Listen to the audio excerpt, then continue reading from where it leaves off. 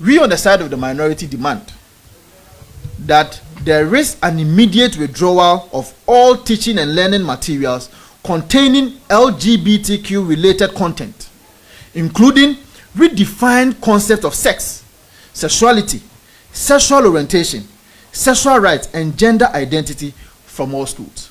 NaCCA, NPP for yadene. Sanya man mu be ya mon kan ntem. Mu yin free mun tentem.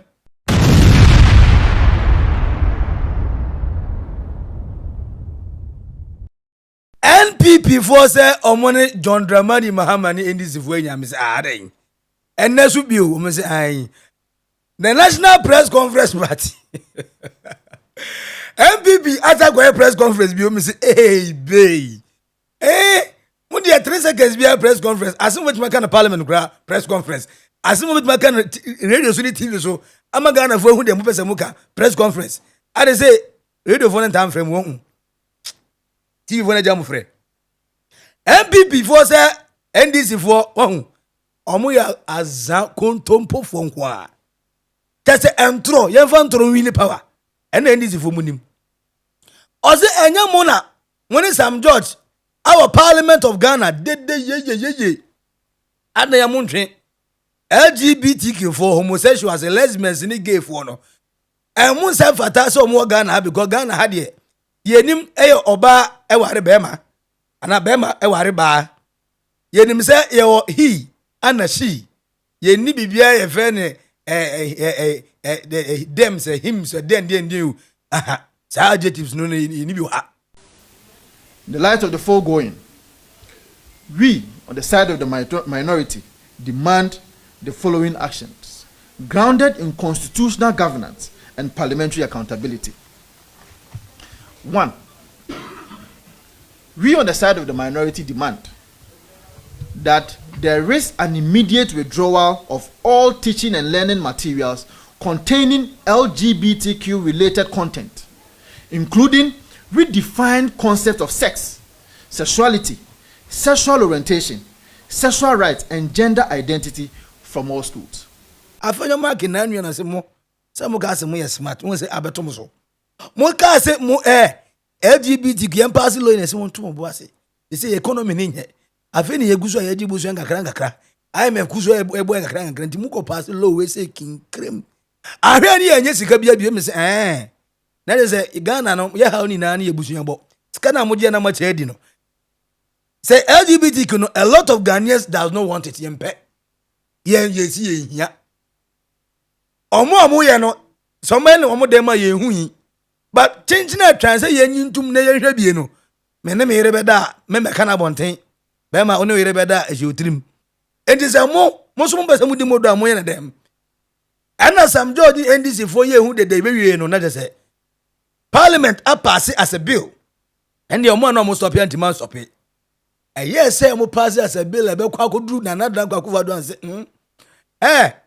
me the letter abrem say ade no monto mo bo ase na obi de akokot yen go he obi kuro na reach the last guy o city TV city FM am say na ono so we ehia ben oso on ti ase na Parliament so no only to me sir because answer na be pass bill no and to law e be yam mra wi a answer na obetimi de akokot still Mame Gertrude Araba Seki talk on the former chief and the removed Chief Justice was it lie what na se so intentem pa enti na nado dan kwa akufado want ma asenti amana meyemra say ene family values and then no enya ade a ye ka se ubeye homo ana lesbobo ubeye gains mbia Uganda ha enye ye ni so a wanye NDC for by an anu ye o say oh emrande o me koma friends and another dan kwa akufado no they say agu asa ben na gu ntidi se foforo yes aben foforo sa de ko MPP for koma so Reverend Tim Fodjo e koma so wo parliament a o mo say NDC for Mahama Yerga o say monto mbase na de see de koma president da enti de aka ni na say John Dramani Mahama His Excellency the president ebe sign amana be yemra Speaker of Parliament Aban Sumani Babin eba be the next friends parliamentary meeting no say o de bi samra no de pay yemra mu no agu and this is a and for Frubio and NPP NDC for so oh John Dramani Mahama say ono de we assemblies of God ni oye Kristo ni ne so ma oso ye ne de onim ne de bema ne bema omu ni hweye wo dem so omu mienu omabo naked omu ye bibi enye possible oba ni oba enye possible say me de me dofu ni odofo ben tiretirem wadanfo na ofre na odofo anaso nua na ofre na odofo anaso oba de se o tiretirem e tia se yes ade a abensa ka ho eno achi yes yenim se o yewie sa ne man se John Mahama kan wie kura so obesa na se mra de ne yewie yapon but still ya twen ema ti na nua na Reverend Ntimfo jo se oti wa na obi yi na sutire se sofo enti multi parliament o de mu ye no ano se o ya den o si adenti na mu ko che ye ma homosexual things mu ko che ye ma lesbobo mu ko che ye ma transgender na United States of America no kura na ono na champions idea no kura no wajai aden na mu ye enti Reverend Ntimfo jo start kasa say we hu say NDC for the some smooth level bi e de awuram e de ye friends LGBTQ e de akoche omumrem na say NDC for mbeza mo beza mo na mo class ade no mo pese ye pass as ye mra no mo am say da akoche Facebook mu and I remember so well say even NPP time there was something similar ne o san nemo ni bi agum ubo say picture ya draw as a obana short skirt na yes san nemo ni bi agum na minim de ntia Ghana han ye education ye politics uba ko North Korea and China and kalano it school dem omu wie pe omu dem akọ mechanic shop na akola ketwa jase etati boat no lusu boat enya ha ube kono na nkwala ni sua martial art se de be ya so your ba o your bema o se asem kosi asem koto no in danger obetima protect ne ho debi o Ghana ne de enye no na yadwene o ye adwene kwan ya be fa so di LGBTQ e de awure ye mremu na eno na visa ya se for lead NPP for anomakoye press conference sa de NDC for egwagoya no de omonti ase say about sex and sexuality and gender identity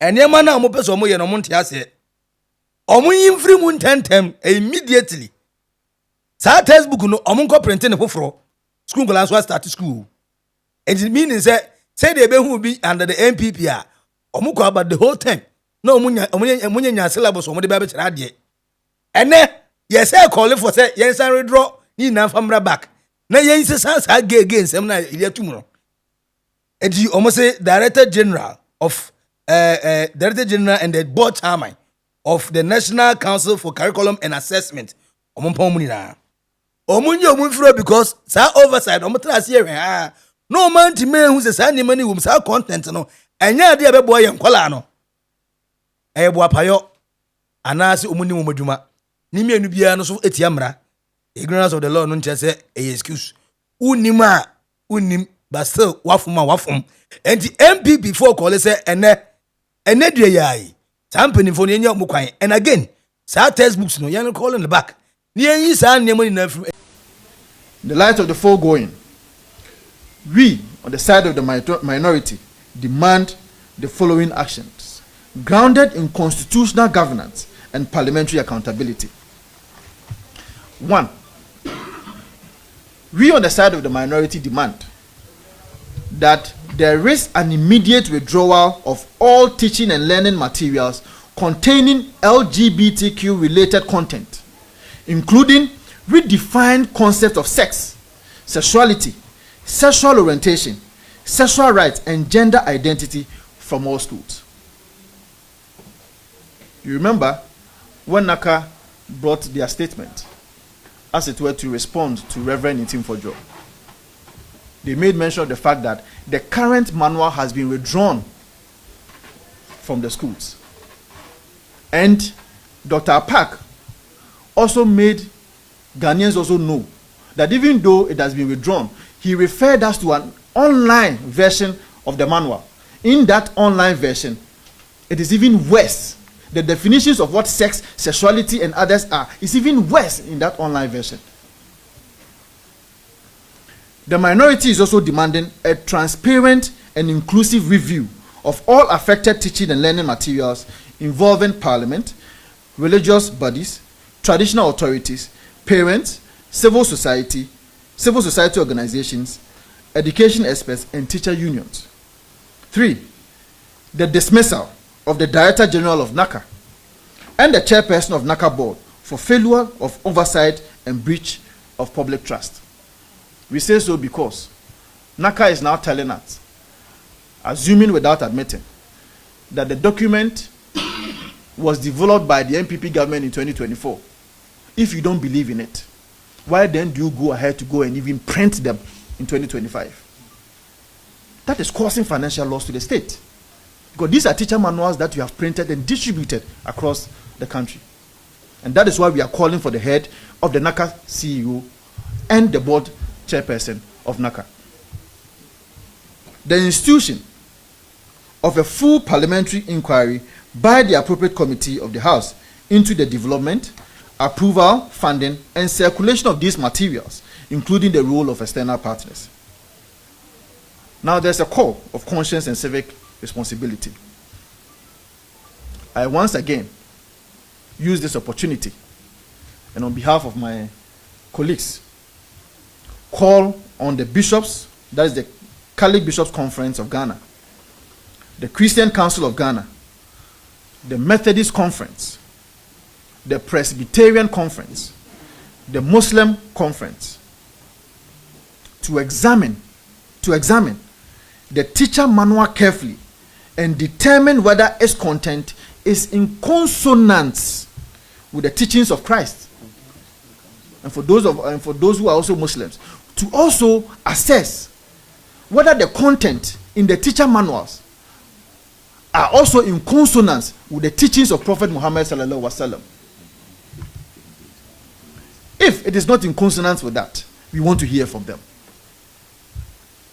We are also calling on the broader Christian community, religious bodies, civil society organizations, parents, traditional leaders, teacher unions, and all well-meaning Ghanaians to let their voices be heard. They cannot be quiet. They cannot practice magnum silencium. We need to hear from them. Parliament responds to pressure. Silence weakens accountability. This is not a partisan matter. It is a question of national values, legislative integrity, and the moral direction of our education system. We further challenge the NDC government to state clearly on the floor of Parliament and to the Ghanaian people whether it still stands by the statement it made in opposition. Which statement at the tail end of my submission, I will read some of them out to you. Whether delay still amounts to endorsement, and whether it will finally align its parliamentary conduct with its public rhetoric. History will not remember slogans. It will remember votes, rulings, and decisions, and silence in moments like this is itself a legislative choice. Saa nneɛma no mobɛyi a monka ne ntɛm monyi mfiri mu ntɛntɛm yɛtea na yɛse yɛpɛ nnwontoni aka na asɛm akyerɛ Ghanafo ne kɔfa ahyatawale ɛde kɔtum na ɔsibisa mo ɛdin ɛnenam hɔ na kɔdwa ntwi mu din nenam hɔ ɔmamfa ahyɛ mu paabɔbɔ mu din nenam hɔ ɔmamfa ahyɛ mu ɛyɛ ahyatawale na ɔkɔyi ne bɛrima to abɔnten na ɔbɔ dɔ to abɔnten na ɔyi ne to de akyerɛ wɔ abɔnten no ɔno na yɛde ne kɔtum ɔno no ye ko kana asem say ne nwum na oto ye na say suban na o de na die no ene ye ko kan wasem ave ye say ko hweso am say LGBTQ ene so bada ben yen ko ye education na mini ya de say chinchin na atwan na obi da ko 3 years na obi da ko 4 years na obi aye double track obi say me double track no mo ma ye nya stable education da ya fefo esua class ye at early age no Yafefo esua nsanu adwuma at early age in schools no. Yeda so ti wotete kwasem na. Imagine say STEM school ya yede abayi about science, technology and advanced engineering no. Enka enye theory onkotena school mu ma yengo kan book bi na nkyere no. Practicals. Or the niema ye adwuma. Your vocational school, uko be a sewa bon. Your technical school, uko be a sewa bon. Something that we are supposed to make it compulsory for every school to be doing it. Imagine say, who is school? Who's your carpentry, physical, practical. Who's your a friend is saying car automobile who we mo ganja say adwuma ni ho. Na adwuma ni wani na say wa go start carpentry business. What's that carpentry business? Yet ya is what China for. And be a parliament house am I? Oh, as any carpenters go Ghana ho. China for. And be renovate your parliament house my. Nti buza say school na ye konfaso be na also. Because carpenter ni na o tie na ongo school no umu no. Osu onim brofo na obetwere de ode be ka ho. Na adwuma no ho. Nti ongo fa no. School no so aye ko no so a yesua science, maths, RME, den yesua ye be wie school no. Ye nim aye say o certificate. Ni ndie na ka no yesa goduru adwuma mkra na. Ye work ye institution no grade nim say ye nim hwe. Nti obega tell say me pe worker but me here the 2 years at least 2 years working experience. Unim the entire 2 years working experience. They go show school na theory. Ye tell na we Magdan na ka tell say ye school no ye wo host here no. Enkola na o ma wie school no. Omunya fit for purpose. Omunya fit o metima be yadwuma na me say hadanti. Ye tell na Ghana your friend saying tertiary institution penny back we ka tell say ye co school na be wie no. Na se na yinim hwe am say senka mo se san curriculum no ana enye abed ne abcd suya ne eyemu de ana yesu se China fo ya mo ko fo mo ba ye e be renovate parliament house yi yesu no school mu a ko me hwe China for school na me hwe how important say akwala suya de kakra na wa twene table e se order compose obi akwakoda omo musuya video games ye omo musuya friends enkwala nketinketi o dia nka ye hanum na KG1 ne KG2 fo no. Nti imagine omo nka class 1 2 and 3 and 4 5 4 no. Omo ye ko money makodu senior high school and university for. Dey no musua. Nti wo go for China ni aba na bo udan so.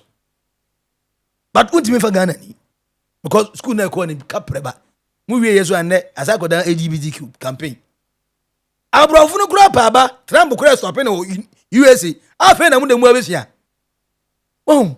Sa busia boy ya ka kire mu eme ye free da ye ne ho da the entire even this NDC musuro se mo mesan me sure say mfaso de amunya free mo fu he ho eno anti na esuro na yentie na Buhari edi vim agasi Nigeria ko esa ne na crime yetie Uganda for apase ba Ghana prof nko de ye be ga na do say enya dia ye begi ni den atomic time so enya ne pen so ba obi aso nsan hwe John Dramani mama asemi asam so go ni ntimi so me san ba wo ni na so nsan Sam George eka sa asem we abra NDC ewini power o say John Dramani after say NDC win na one fubu say Sam George o LGBTQ na danko akufo ado ampasi say de o papa na aba o be pass na o say hwe say John Dramani Mahama His Excellency papa na mpaase sa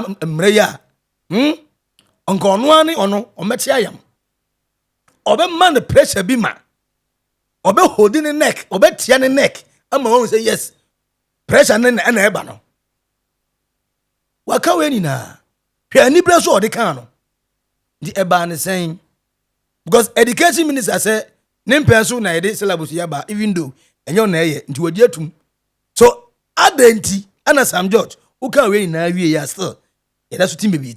Mahama has been clear that he will sign that bill, and he has no option than to sign that bill. President Mahama will know no peace from Sam George until he signs that bill. And he himself has said that to the clergy, that as a Christian, as a member of the Assemblies of God Church, he will sign that bill. What the president said to the BBC was in response to why President Akufo-Addo has not signed the bill. And he said to them, look, what you, President Akufo-Addo, should have done, instead of rejecting service of the bill, was to have received the bill, stated what his displeasure is with the bill, which is what the Constitution says. The Constitution in Article 1067, President Mahama in his response to the BBC was referring to the Constitution of Ghana. Article 1067 says that when he gets to the president, he must within 14 days indicate whether he would sign or not sign. If he chooses not to sign, he then has to bring it back to Parliament and then state in the memo to Parliament the reasons why he's refusing to sign and add the recommendations to remedy those challenges he sees. Otherwise, within the 14 days, he can refer it within 30 days. He can refer it to the Council of State, who have 30 days to give him advice. That's what President Mahama was saying in that BBC interview. He was not saying that he now has to read the bill. President Mahama has read the bill. It's because he's read the bill that he told the clergy that when he becomes president, he will sign the bill, because President Mahama has no problem with anything in the bill. That explanation he was given was basically what the president should have done as a lawyer in line with our constitution, because the president's decision not to have service of the bill on him is unconstitutional and shows you how reckless and irresponsible Akufo-Addo is as a president. Anibre way en soja senka anibre soja pa Sam George anibre bre o kan sa asemu pa enne ye ko nu syllabus mu eh bay education minister o sa enkremuni ye de akisofo ye ne so sa nsemuni we so bebre nkremofo de omotan omohi sa ase fie no omo mpa kura no mahu ba enye yen akisofo ne ya kan de ya Adamusa ene yesa oba ne tena kuma mienu miensa o se de mefa menyanko ba be man so disika be da na so we no ano no me na me ni ye me de obeye ani ya hwesa ni mawi ya ne ti wa na afedie ye ko kire nkwala nketenkete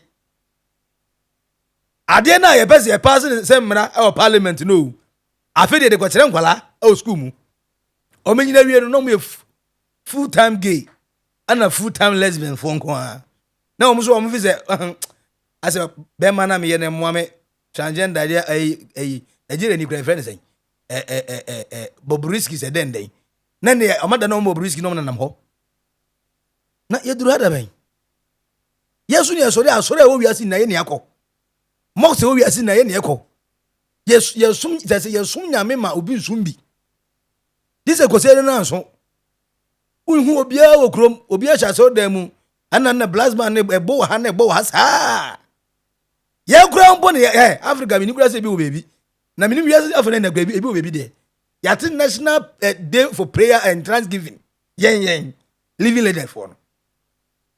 But still LGBTQ as an ekokano mo menye serious every day ben ana oba ne ba e ware mani yeye be ma ne be ma ware mani yeye we dey NPP for mon president this for neck mon president o mon neck pa we dey monya ba kwa ka mun fa nye o mun fa mi o mo na ye ni na so e so mo kon ma mo tia se munya rough no na mo sesa syllabus ne tentem munya rough no na mo sesa syllabus no ententem pa naked truth our Oldboga trends eni na ena de NPP anya NDC asema ba we dey after say NDC there's a debia wa winia ena NPP for say ne yanyamo LGBTQ ago read textbooks and kwala go so school kwala so be school eso go sua de ye go kire mo oba etimi ware ba be ma timi ware be ma